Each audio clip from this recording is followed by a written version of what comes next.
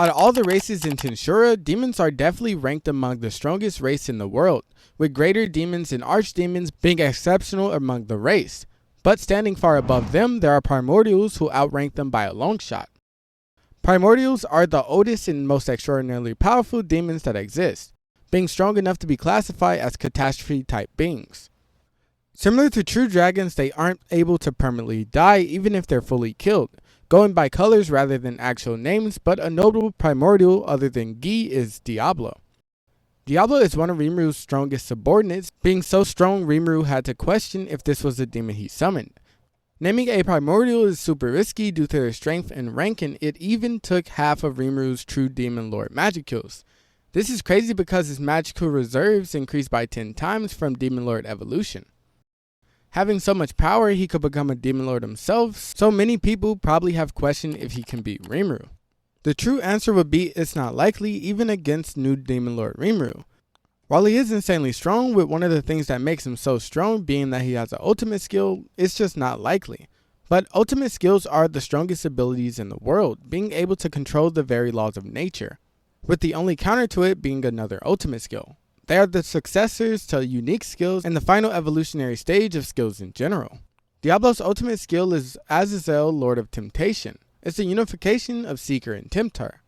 Since this skill doesn't have a description, we'll go based off of Seeker and Temptar to tell us what it does.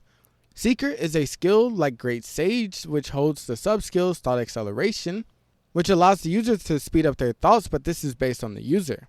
Chant Annulment, which eliminates the need for chanting when using magic. All of Creation, which allows the user to comprehend anything as long as they have a basic understanding.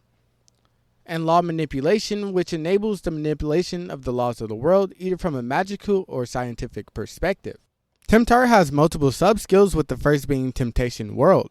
This allows the user to affect the target's conscience and spirit, but it was further developed by Diablo to materialize a virtual world which the user has total control over.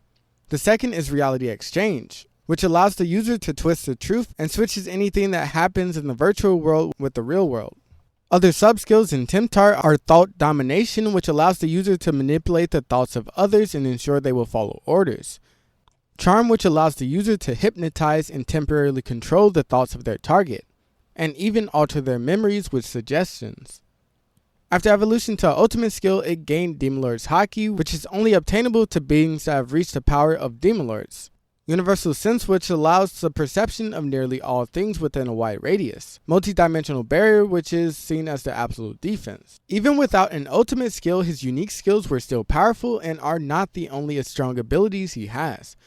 Among his abilities, he has the Spare Time, which drags the target psyche into the temptation world, and any damage taken damages the target spirit.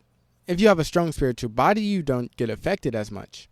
Severed Realm, which captures the target's body into a temptation world and interrupts the connection of their conscience with the outside world.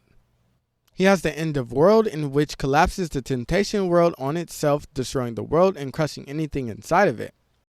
He uses Reality Exchange to make the damage affect the target in the real world.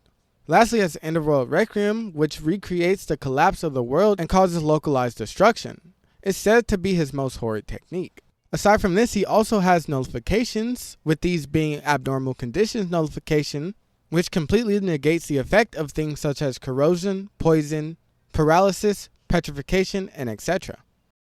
Pain nullification, physical attack nullification, spiritual attack nullification, natural effects nullification, which negates elements, temperature, electricity, and etc.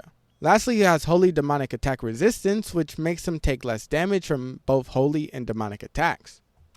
Other notable magic he has is Anti-Magical Area, which blocks the use of all magic in the radius of the barrier.